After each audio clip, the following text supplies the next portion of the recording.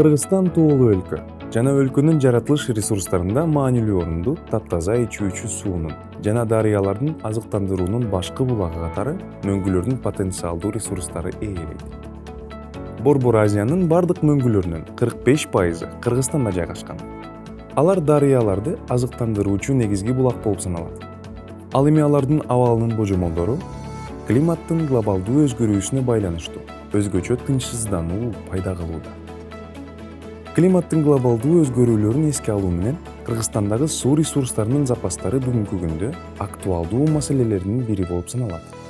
Анткени суу ресурстары улуттук коопсуздуктун ар кандай аспектилерин аныктайт. Алар экономиканын бардык тараптары жактан колдонулат. Аймактагы негизги суу керектөөчү сугат жерлери болуп саналат. Ал ички дүйнөмдүн 1/3 жакынын берип жана өлкөнүн калкынын 2/3 иш менен камсыз кылат. Ирригациялык керектөөлөргө суу ресурстарынын 90%дан көбү чыгымдалат. БУнун климаттын өзгөрүүлөрү жөнүндөгү алкактык конвенциясы боюнча Кыргыз Республикасынын 3 улуттук билдирүүсүнүн берген маалыматтарына ылайык температуранын жана жаан-чачындын орточо жылдык маанилери боюнча структуралык өзгөрүүлөргө карабастан Баткен областы боюнча чөлдүү жер жана ээн аянттардын көбөйүү тенденциясы бар. Эгерде 2020 жылга карата ээн аянттардын жана чөлдүү жерлердин үлүшү 4713 чарчы чакырымды түзгөн болсо, божомолдорго ылайык 2100 жылы ал аянттар 6233 чарчы чакырымга же 35%га көбөйүшү мүмкүн. Жер ресурстарынын жалпы жетишсиздик шарттарында өзгөчө Баткен областында айыл чарба жерлеринин сугат аянттарынын кыскарышы сыяктуу экономикалык жана социалдык кесепеттерге алып келиши мүмкүн. Анын жыйынтыгында өндүрүлүүчү айыл чарба продукциялары азайып, же жергиликтүү калк үчүн тамак аш азыктарынын жетишсиздиги келип чыгарын, натыйжада бул жергиликтүү коомдордо жашоо деңгээлинин төмөндөшүнө алып келиши ыкмалдыгын белгилей кетүү керек. Кийинки белгилей кетүүчү маанилүү фактор. Дыйкандардын көпчүлүгү айыл чарбасына башка ишмердүүлүк тармактарынан келгендиги болуп саналат. Алар айыл чарба өсүмдүктөрүн сугаруу боюнча жетишерлик билимдерге жана тажрыйбага ээ эмес. Дыйкандар көп учурда суугаруунун сунушталган нормаларын же мөөнөттөрүн сакташпайт. Суугаруу техникасынын параметрлерин туура эмес тандашат. Талаада суунун эсебин алышпайт. Суугаруудагы сууну үнөмдөөчү ыкмаларды колдонушпайт. Мунун бардыгы жердин деградациялашына жана эрозиясына, ошондой эле айыл чарба өсүмдүктөрүнүн түшүмдүүлүгүнүн азайышына алып келет. Баткен областындагы райондор боюнча алгандагы сугат суусунун таңсыктыгы: Баткен району 22%, Лелек 47%, Кадамжай 31%ды түзөт. Баткен областы боюнча айыл чарба продукциясынын түрү боюнча сугат суусунун жетишсиздиги төмөндөгү көрсөткүчтү түзөт. Дан эгиндери 9%, жашылча өсүмдүктөр 13%, бакча өсүмдүктөрү 2%, жүзүм зарлар 9%, бакчалар 67%. Дыйкандардын теориялык жана тажрыйбалык көндүмдөрүн жогорулатуу максатында долбоордун адистери тарабынан окутуучу семинарлар өткөрүлөт. Анда төмөндөгү тажрыйбалык ыңгайлаштыруучу чечимдер сунушталган. Суу эффективдүү технологияларды жайылтуу. Бул кыска арыктар боюнча сугаруу жана арыктар аркылуу сугаруу, ошондой эле тамчылатып сугаруу системаларын пайдалануу. Алар сугат суусун эффективдүү пайдалануу жана сугарылуучу өсүмдүктөрдүн түшүмдүүлүгүн жогорулатуу боюнча жакшы жыйынтыктарды көрсөтүп жатат. Айыл чарбасында колдонулуучу сугаруунун бир нече суу эффективдүү ыкмалары бар. Ошол эле учурда пайдалуу таасиринин коэффициенттери ар кандай. Сугаруу ыкмалары. Тилкелер боюнча сугаруу. Пайдалуу таасир этүү коэффициенти 40-тан 50%ды түзөт. Арык менен сугаруу. Пайдалуу таасир этүү коэффициенти 60%ды түзөт. Жамгырдай себелетүү. Пайдалуу таасир этүү коэффициенти 75%ды түзөт. Тамчылатып сугаруу. Пайдалуу таасир этүү коэффициенти 90%ды түзөт. Кыска арыктар аркылуу сугаруу ыкмасы. Тажрыйбада көптөгөн дыйкандар узун арыктарды 200-дөн 700 метрге чейин колдоно тургандыгын көрсөтүп жатат. Узун арыктар аркылуу сугарууда арыктын башында ашыкча сугарылат. Ал эми арыктын аягында суу жетпей калат. Ошондуктан кыска арыктарды салуу жана кыска арыктар аркылуу сугаруу ыкмасын колдонгон жакшы.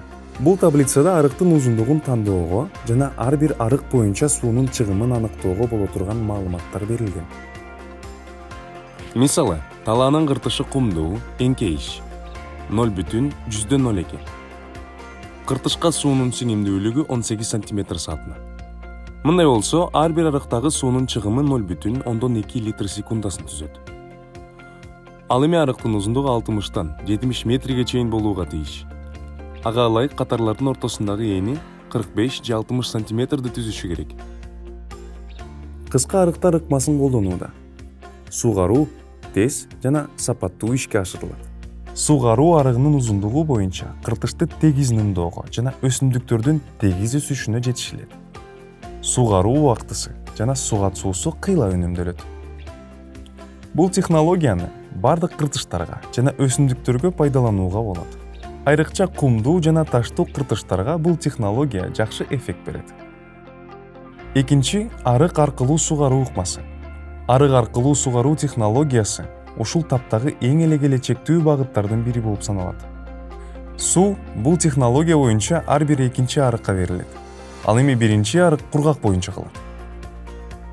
Арыктар аркылуу суу жиберүүнү кезектештирүүгө болот. Башкача айтканда, биринчи жолу сугарууда суу 1, 3, 5, 7 арыктар аркылуу. Ал эми экинчи сугарууда 2, 4, 6 арыктар боюнча жана ошондой тартипте бериле берет. Бул ыкманы колдонууда биринчи, суу үнөмдөө 20%дан 30%га чейин жетет. Экинчиси, отоо чөп ишмердүүлүгү менен күрөшүү үчүн шарттар түзүлөт. Үчүнчүсү, сугаруунун сапаты жакшырылат. Төртүнчүсү, кыртыштын аба режими жакшырат. Бешинчиси, катарлардын ортосундагы отоо чөптөр азаят. Катарлардын ортосу 65 см жогору болгон өтө жазы катарларда кургак аймак пайда болот. Жана айыл чарба өсүмдүгү жетиштүү нымдуулукту ала албай калат. Бул ыкманы нымдуулуктун сиңимдүүлүгү жогору болгон кыртыштарга, кумдуу, таштуу, шагылдуу жана башка колдонууга болбойт. Жана чукул эңкейиш жерлерге колдонбоо керек. Чоң эңкейиш болгон талаалардагы сугат арыктардын жиктеген учурда каттуу агындыларды жана аш болумдуу элементтерди агызуу менен суунун каттуу агымы байкалат. Сугат арыктары жуулат. Сапатсыз сугаруу келип чыгат. Жыйынтыгында кыртыштын эрозиясына алып келет. Суу эффективдүү сугаруу технологиясы ошондой эле жамгырдай себелтип сугаруу системасы боло алмак. Бирок бул система азырынча орнотууга кымбат жана сервистик тейлөө жана оңдоо системасы жок. Мисалы, жамгырдай себелетүүчү жабдуу системасы суу берүүнүн өндүрүмдүүлүгү менен өз ара айкалышууда 300 000 сомдон баштап андан жогору сумманы түзүшү мүмкүн. Бул тамчылатып сугаруу системасына салыштырмалуу 3 эсе кымбат. Жамгырдай себелетип сугаруу системасын орнотуу $4000 түзөт. Ал эми тамчылатып сугаруу системасы $1000. Өзүн өзү актоо 5 жылдан ашык убакытты түзүшү мүмкүн. Айыл чарба өсүмдүктөрүн сугаруунун кийинки кыйла изилдеген жана жеткиликтүү технологиясы тамчылатып сугаруу системасы болуп саналат. Тамчылатып сугаруу системасы сууну түздөн-түз өсүмдүктүн тамыр системасына берүүнү ишке ашырат. Бул суу пайдаланууну жана кыртыштардан аш болумдуу элементтерди жууп кетүүнү 70%га чейин азайтууга мүмкүнчүлүк берет. Ошол эле учурда бардык сугат нормалар аткарылат жана айыл чарба өсүмдүктөрүнө жогорку түшүм алуу үчүн минералдык жер семирткичтер менен комплекстүү кошумча азыктандыруунун жакшы мүмкүнчүлүгү берилет. Тамчылатып сугаруунун ушул системаларын жаш жемиш бактарына, жаңы отургузулган мөмө жемиш бактарына, чуңкул эңкейиштерге жана кайсы гана болбосун кыртыштарга, ошондой эле күнөсканаларга колдонууга болот.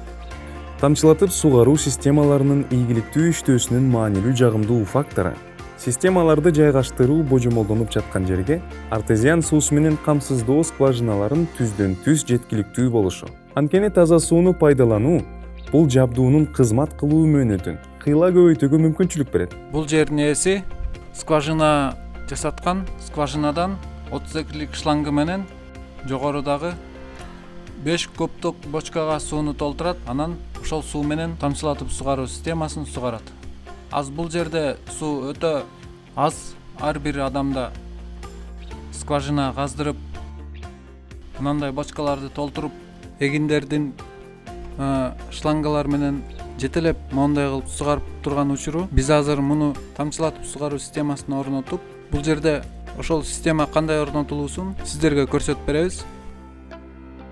Бул фильтр 63түк фильтр делет. Бул жака сууларды фильтрлеп өткөзүп берет. Кум, сум же болбосо майда чүйдө жаман нерселерди кармап калат.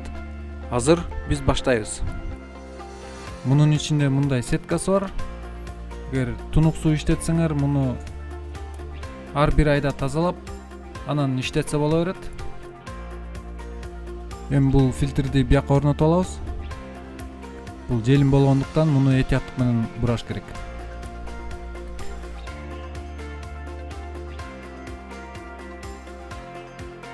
Бул жагына дагы суу тамчылап агып кетпеш үчүн фун лентаны ороп алабыз. Бул түтүкчө болсо ылдый магистралга кете турган жакка уланат. Муну бекитип атканда бул фильтрди абайлаш керек. Үстүнөн дагы катуу басып албаш керек. Бул тройник, магистраль жана өйдөдөн фильтрден түшкөн сууга улана турган жабдуу фитник. Биринчи бул жагын ачабыз. Ачып, бул жерге ылайыкталган шлангага салабыз. Моундай кылып салып алабыз. Бул шлангада резьба болот, кармап калат зып бул айланган сайын. Азыр мунун ичинде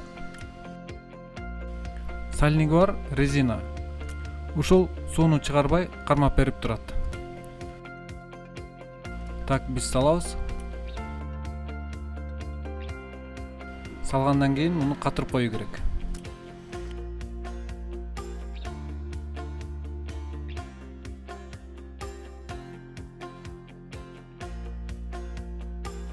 Эми буну фильтрден чыккан жагына улайбыз.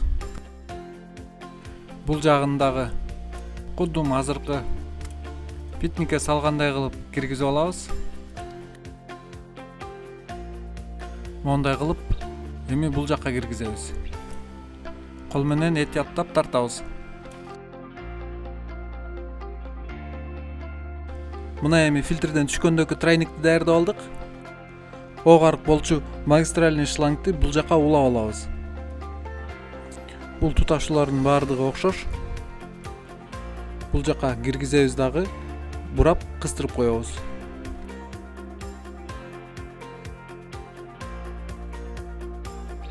Биз фильтрден чыккан системаны даярдап алдык. Уголок, тройник, фильтрди койдук. Эми бочкадан чыккан суу фильтр аркылуу мына ок арык болчу 63түк магистральный шлангага түшүп, көчөттөргө тарала турган жерин көрсөтүп беребиз.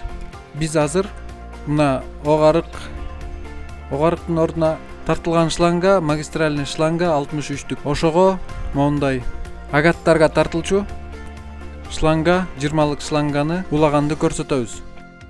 Азыр биз буга улаш үчүн моундай краниктери 20 размерде сальниги резинасы менен уланат. Анан бул магистральныйга киргизиш үчүн краникти моундай 20 размердеги сверло менен тешип алабыз. 20 размердеги кранчик үчүн. Жөөктөргө кетүүчү шлангынын ордун аныктайбыз дагы. Анан бул сверло менен тешип алабыз.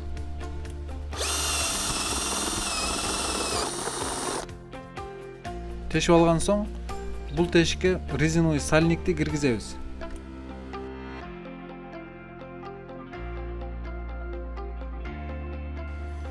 Андан кийин бул ачылып жабылчу кранчикти орнотобуз. Муну орнотуп атканда кичине кыйынчылыктар болот, бирок бул сууну дагы кетирбейт, анан шлангыны дагы ылдыйды көздөй суурулуп чыкпагандай кылып берет.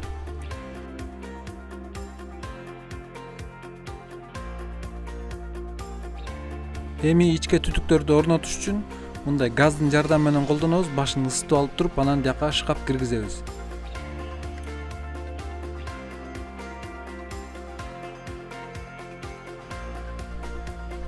ысыткандан кийин муну диги кранчикке улап коебуз.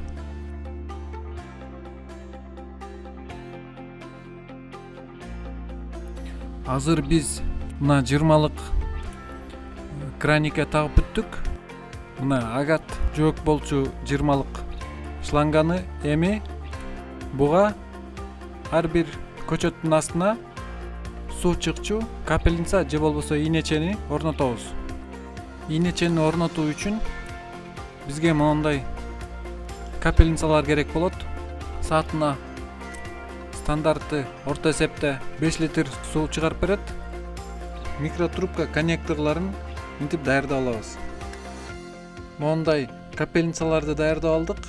Даярдап алгандан кийин эми бул ийнечелерди ар бир дарактын астына орнотуп чыгабыз. Муну орнотуу үчүн бизге прокол керек.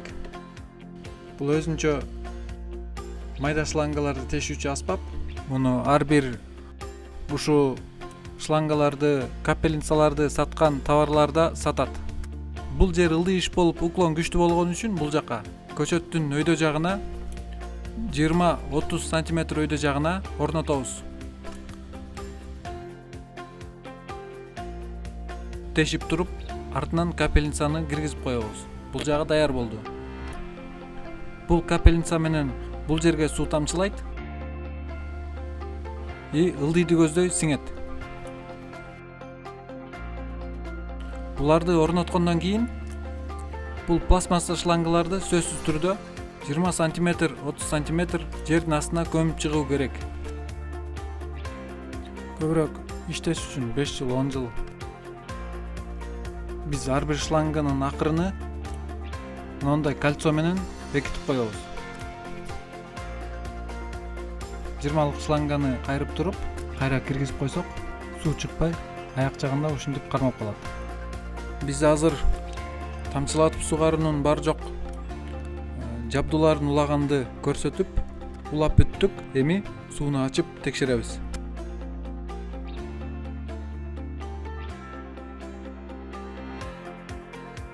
Магистралга сууну ачкандан кийин бул жакка келип, ар бир агатка кеткен 20лык турбанын башындагы кранчикти ачабыз. Биз краникти ачкан соң, бизде капельницадан, ар бир капельницадан ушундай болуп суу чыгат. Бул капельницаны көбөйтүп, азайтууга болот. Көбөйтсөк, ушундай болуп көп суу чыгып берет. Муну биз азайтыш керек, себеби бул суу жерге сиңишке үлгүрбөйт дагы, агып кетет жана бул суу ысырап болот. Ошондуктан азайтып, ушундай суу ага турган кылабыз дагы. Көчөттөн 20 см өйдө жагына коебуз. Бул 20лык шланга көмүлгөндөн кийин могул микротрубка аркылуу учу эле сыртка чыгып калат. Калган жагы көмүлүп күнгө күйбөй жакшы иштейт узак убакыт. Биздин система, тамчылатып сугаруу системасы иштеп атат. Жердин ылдыйында дагы, өйдөсүндө дагы суу бирдей чыгып атат. Суу системаны иштетүүдө эң главный бочкабызга тунук суу менен айдаш керек. Ылайыккан суу болсо ошол бочкада тундуруп, анан системага айдаш керек. Если скважинадан чыгарсаңыздар, анда айдаса боло берет. Фильтр аркылуу кичине тазаланып, система иштей берет. Бул шланганын ичинде суу болот. Кышында суу калып тоңуп жарылып кетпеш үчүн ар бирин кышка жакын кышка даярдык коюп, бул сууларды чыгарып ийиш керек. Суулар чыгып кеткенден кийин кышкысын тоңбой шланги жазга чейин жакшы жетет. Ар бир жөөктөгү шланганы ачып, сууну чыгарып салыш керек. Тамчылатып сугаруу системаларын орнотуу дыйкандарга орнотууга чакан инвестицияларды жана чыгымдарды салууда сугаруунун эффективдүү ыкмасын алууга мүмкүнчүлүк берет. Ошондой эле орнотуу, окутуу, тейлөө жана ушул системаны оңдоо боюнча техникалык тейлөө системасы толук баалуу иштейт. Мисалы, 1 гектар аянтка тамчылатып сугаруу системасын орнотууга 65 миңден 85 миң сомго чейин талап кылынат. Саратов областындагы Кургак тала аймагынын шарттарындагы алма бакты тамчылатып суугаруу боюнча маалыматтарды келтирген техникалык илимдердин кандидаты Галиулина Екатерина Юрьевнанын изилдөөлөрүнө ылайык, кыртыштын нымдуулугун 80%га чейин колдогон тамчылатып суугарылуучу тилкедеги алма багынан алынган максималдуу түшүмдүүлүк Golden Delicious сорту боюнча 1 гектардан 31,2 тонна. Корей сорту боюнча 1 гектарына 29,4 тонна. Айдорет сорту боюнча 1 гектарга 26,3 тонна. Глостер сорту боюнча 23,8 тоннаны түзөт. Бул арыктар боюнча суугарууга салыштырмалуу 20дан 30%га жогору. Баткен областынын климаттык туруктуулугун, климаттык акылдуу суугаруу жана селден коргоо чараларын жайылтуу аркылуу күчтөндүрүү БУОП долбоору тарабынан 2019-жылы тамчылатып суугаруу системасы орнотулгандыгын, анын жалпы аянты 82 гектар түзгөндүгүн белгилей кетүү керек. Алма бакты тамчылатып суугаруунун сунушталган технологиясын жайылтуудан болгон 1 жылдык экономикалык эффективдүүлүк 1 гектар 65-тен 100 миң сомду түздү.